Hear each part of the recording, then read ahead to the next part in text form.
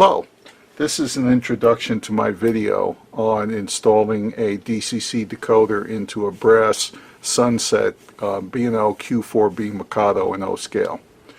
It's taken me a few attempts to find the right combination of miniature connectors and fine wires to make this installation successful. Unfortunately, I wasn't able to go back and refilm the disassembly sequences and the initial installation sequences that I did with the decoder to make it jive with the connectors that I finally will use. So you may see some what the film industry calls continuity errors in this video. But you will hear the exact components that I used. You'll see overlays on the screen for those components, and you can rely on the components that you finally see as the right ones to do the installation exactly as I did it. So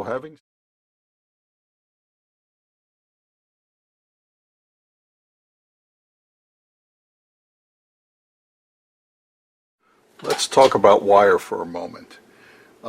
In my initial attempts to hook up this decoder, I replaced the very thin, looked like 30 or 32 gauge wire that the Locomotive came wired up with from the Orient with 24 gauge wire. And the reasoning being 24 gauge wire was more in tune with the maximum current draw of the large Pitman motor that's in this Locomotive. Unfortunately, the 24 gauge wire proved to be too stiff. So I went down to 26 gauge wire, but not just any 26 gauge wire. This is Teflon coated, silver plated copper wire, usually found in wiring aircrafts. Now, you can get this stuff online from bulkwire.com, which is where I got mine. It's not particularly expensive, and it's very nice stuff. I got the stranded, obviously, because this wire is going to flex throughout its entire life. I got red and black and orange and gray to handle the main connections going between the Locomotive and the tender. This Teflon wire has a current carrying capacity of about, I believe, 2 amps. And if you're running your Pitman motor during everyday, day-to-day running, 2 amps is going to be sufficient. But if you do happen to overload, either by short or whatever, the Teflon coated wire will not basically burn up. The insulation won't melt like it would with PVC plastic coated wire. So this wire can handle significant overcurrent for a reasonable amount of time. It won't handle it indefinitely.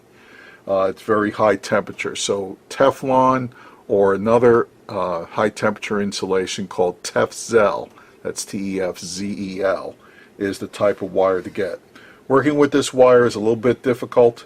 One of these pincer type wire cutters is recommended. I used one that I got in Lowe's or Home Depot, but this one is actually a better tool. This is an Imperial IE 180 wire cutter. It's good for 30 gauge down to about 22 gauge down to about 30 gauge wire. This is available from McMaster Car. I ordered it one day, had it the next. They deliver very quickly. The price was reasonable. I think it was an $11 or $12 tool, and it handles this wire just fine. So to get the flexibility that we need between the tender and the Locomotive, I'm using Teflon wire. And the reason it's Teflon and silver plated is because that wire will handle an overload better than PVC plastic coated wire will.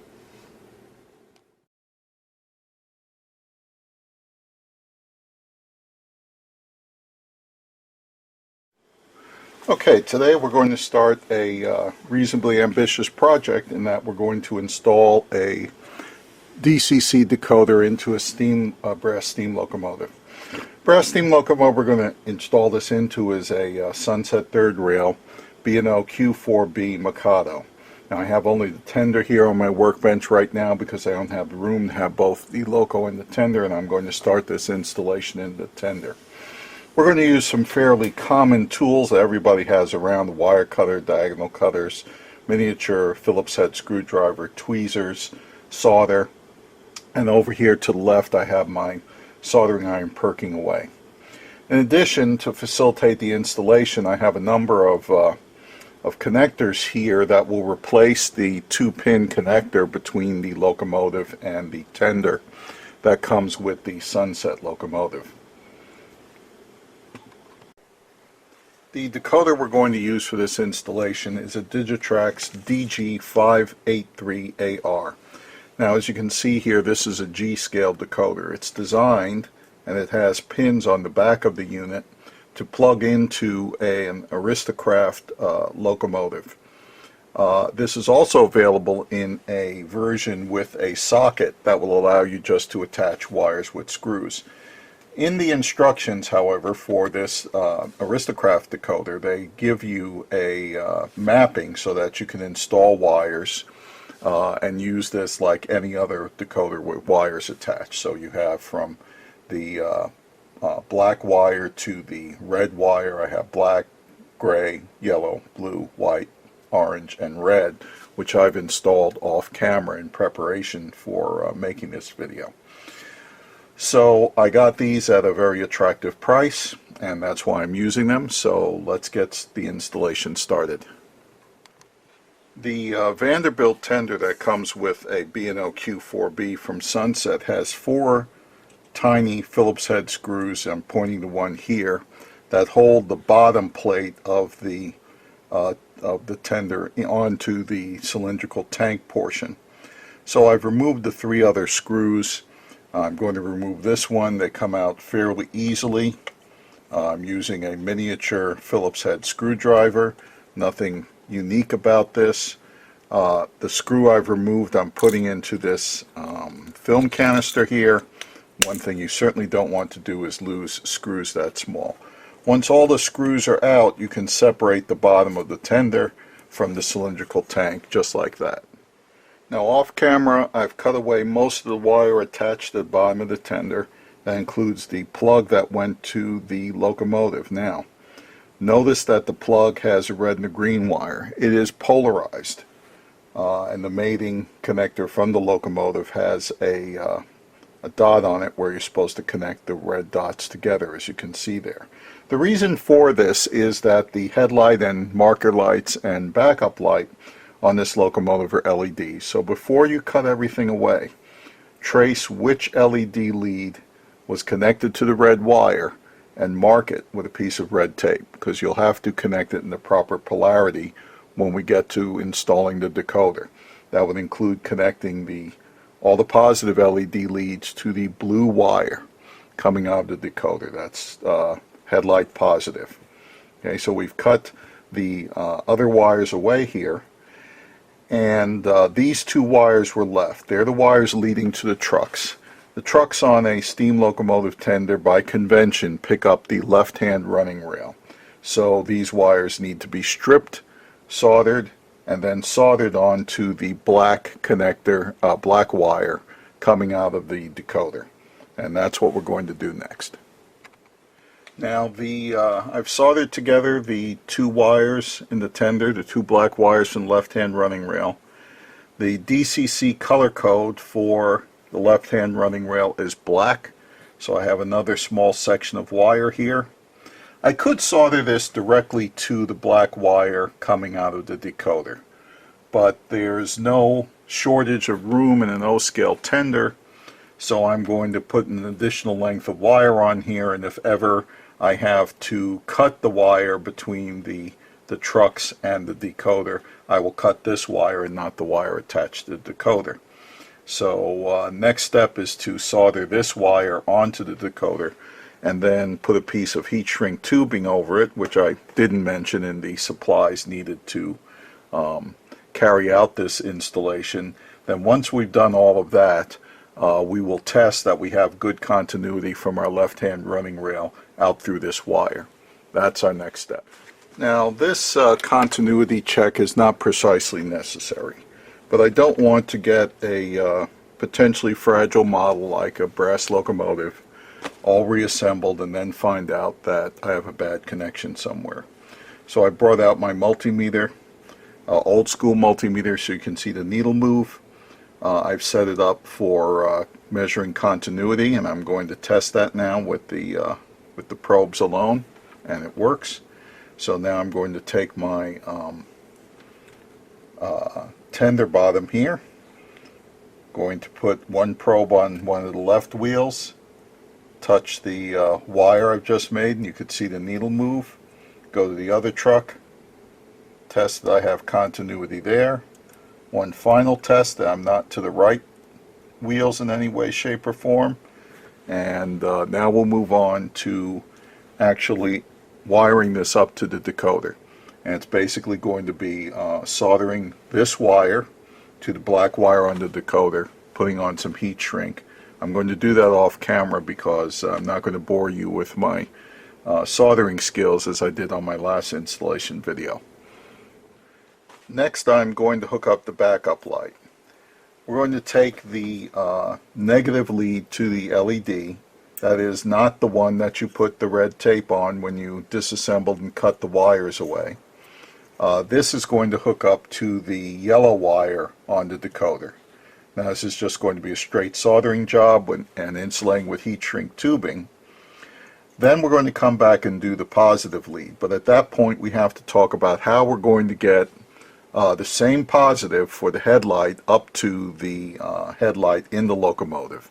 So I'm going to do this soldering job of the negative lead to the yellow wire, and then we'll come back and talk about the positive lead to the backup light, the positive lead to the headlight, and the blue wire. Now I've made the connection between the negative LED lead and the yellow wire here, but we have to do a couple of other things now. We have to get the blue wire, which is common for all functions.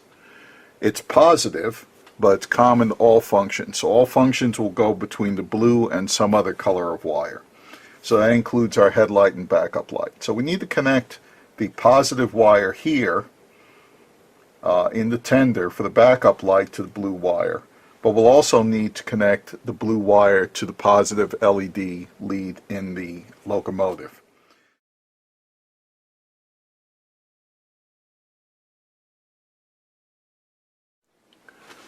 For the headlight and marker lights connection between the decoder in the tender and the locomotive, we're going to use a couple of connectors from All Electronics Company. I believe Micromark also sells a very similar connector, so you can get it there. It's probably the same connector.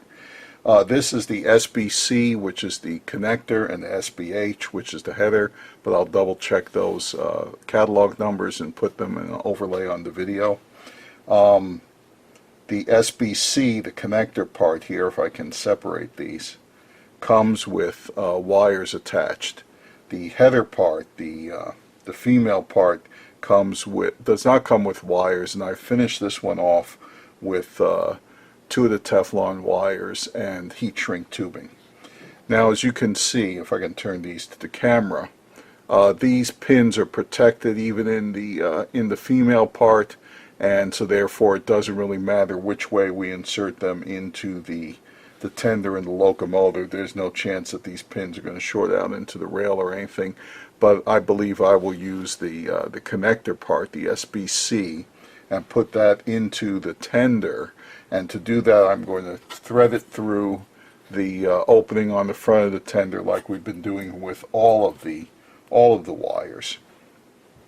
So once it's threaded through the tender, I'm going to connect it through to the blue and the white wires from the decoder, which are for the headlight.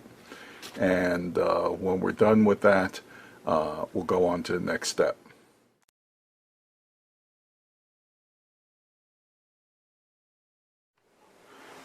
Now here's a critical piece of information.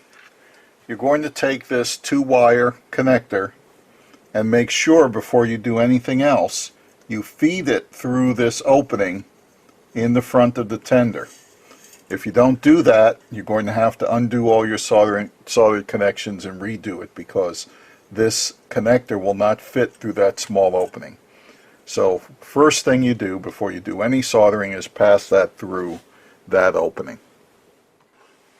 Next thing you want to do is to put some heat shrink tubing on each of the legs of the wire of that 2-pin connector so that you have it there when you start making the connections. Now it's going to be very straightforward. As I said, we're going to hook up the black wire to the white wire coming out of the decoder, and then the red wire is going to pick up the LED wire and the blue wire all together. So rather than bore you again with my soldering skills, I'm going to do that all off camera. We'll come back and see what the connections look like when they're all done. Now our connections have been made. We have the black wire coming from the connector hooked up to the white wire from the decoder. We have the red wire coming from the connector hooked up to the blue wire from the decoder and the small wire leading to the LED. So now we have to talk about how do we get the gray, the orange, and the red going to and from the locomotive. The gray and the orange, of course, are your motor power, and the red is the right-hand running rail, which by convention in a steam locomotive is picked up by the locomotive itself.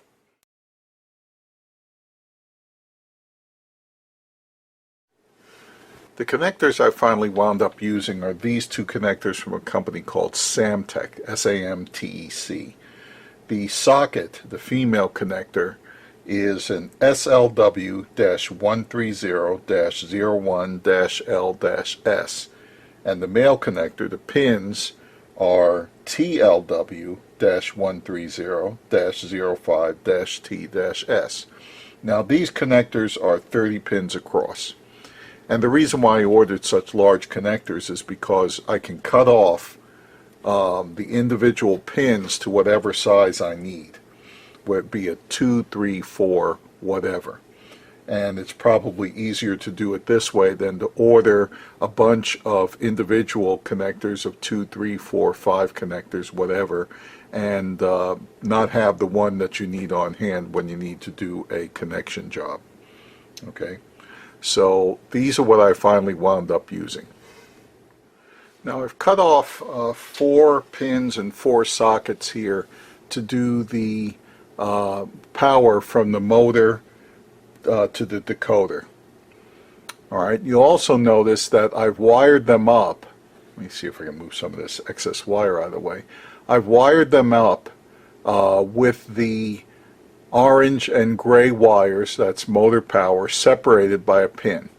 And the reason I'm doing this is because if you hook this connector up backwards, and I'll show you how this works, this connector is not polarized, so it could be hooked up backwards. You'll notice that none of the wires now make contact. And the advantage of this is that if you hook it up backwards, you get no connection rather than a backwards connection and have your locomotive running in the opposite direction of what you've set your decoder for. And the reason for 4 pins is because I find that at least the 4 pins are easy enough for my fat fingers to handle. I found that 1 or 2 pins were just too bloody small and I had to pick them apart with my fingernails.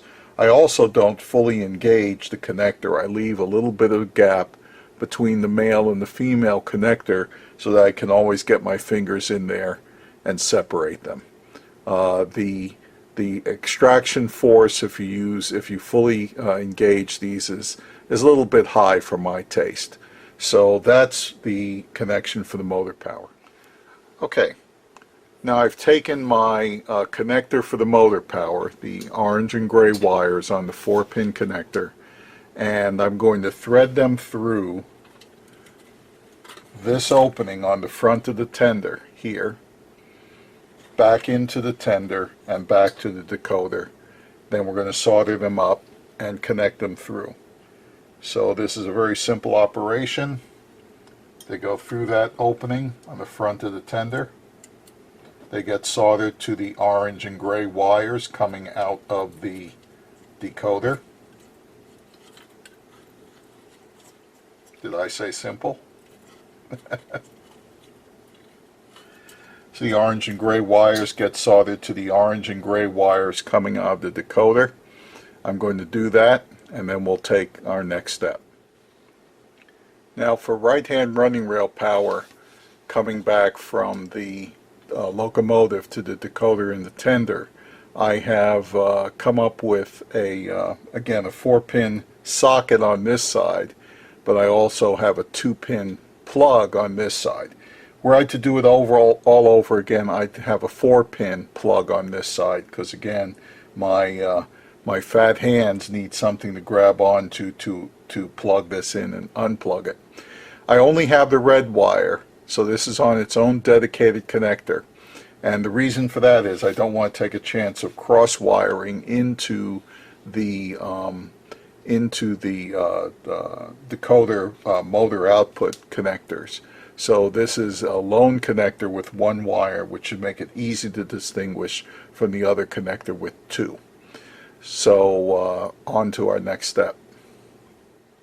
Now we're going to take the connector with the red wire on it, and that's for the right-hand running rail coming from the locomotive to the tender, and we're going to hook it up to the decoder over here.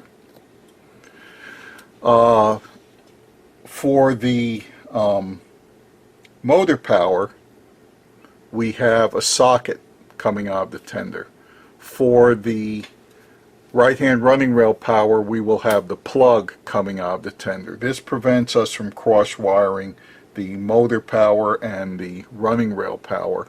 It also follows the convention that the source of the current should be the female socket. So the source of the current for the motor is female, but the source of the current for the running rail is going to be in the locomotive, and that won't be female. This one will be male.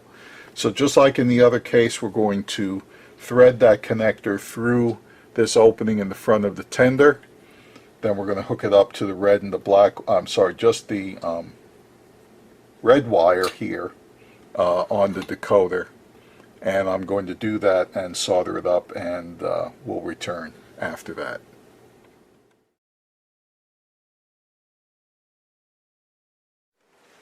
All the connections are now made to the decoder that are going to be made inside the tender, and it's quite a nest of wires. So one of the things I'm going to do off camera is collect all these wires and dress them off with a tie wrap or two so that they're nice and neat. The other thing I'm going to do is cut away all these pins that were used for the Aristo installation. I spoke to someone from Digitrax at the Springfield show, and these here on this side of the decoder are not used for anything except supporting the decoder inside the Aristo Loco, and that seems to be borne out. I can't detect any traces connecting to those pins, and these pins have been replaced by the DCC color-coded wires. So I'm going to cut these off as well, because sticking out like this, they just represent an opportunity for something to short out. And the decoder will be a much tighter installation if I can get rid of those pins. So I'm going to do that off camera and show you what the tender looks like before we button it up.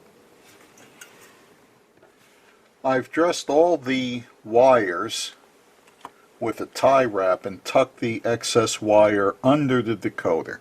That's keeping it off the bottom of the tender. But before I did that, I put electrical tape. It's hard to see black electrical tape on a black tender, but I put electrical tape wherever the wires or the decoder would touch. And then I have a strap of black electrical tape holding the decoder down. Not particularly pretty, but it should work. Unfortunately, with a cylindrical tender, there's very, very few places you can actually tie down the decoder, and getting up inside this cylinder is rather tough. As you can see here, the wires for the harnesses have plenty of give in them, what electricians would call a service loop, so manipulating them and connecting them to the locomotive should not be a problem. So with this all done, I've cut away the pins as I said I would. With this all done, I'm going to button up the tender, and we will turn our attention to the locomotive next.